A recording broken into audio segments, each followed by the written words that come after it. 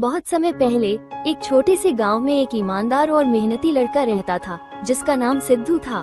सिद्धू गरीब था लेकिन उसके पास एक बड़ा दिल था। एक दिन वो जंगल में लकड़ी काटने गया और वहाँ उसने एक चमकता हुआ पत्थर देखा। वो पत्थर बहुत ही खूबसूरत और अद्भुत था। जैसे ही सिद्धू ने उसे उठाया, एक जादुई आवाज आई। तुमने मुझे पाया है, अब मैं तुम्हारी 3 इच्छाएं पूरी करूंगा। क्या क्या ये सच है?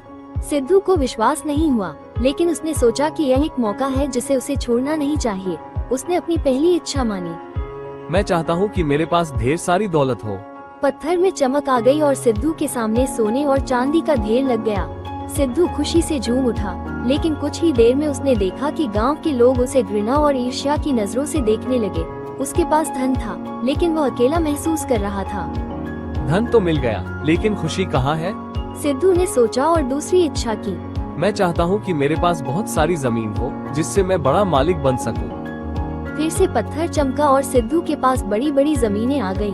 अब वह और भी अकेला महसूस करने लगा, क्योंकि उसके पास इतना समय नहीं था कि वो गांव के लोगों के साथ बैठकर बात कर सके।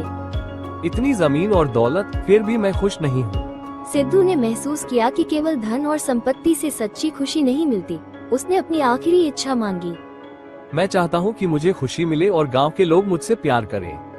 पत्थर फिर से चमका और सिद्धू को असली खुशी का एहसास हुआ। अब वो गांव के लोगों के साथ समय बिताने लगा, उन्हें मदद करने लगा और धीरे धीरे सभी लोग उससे जुड़ने लगे। सिद्धू ने सीखा कि सच्ची खुशी दूसरों की मदद करने और उनके साथ मिलकर रहने में है। अब सिद्धू न केवल खुश था, बल्कि सभी का प्रिय भी बन गया। उसने समझा कि धन से ज्यादा महत्वपूर्ण है दूसरों के साथ मिलकर जीना और उनके साथ खुशियाँ बांटना। सच्ची खुशी और संतोष दूसरों की मदद करने और प्यार बांटने में है, न कि केवल धन और संपत्ति में।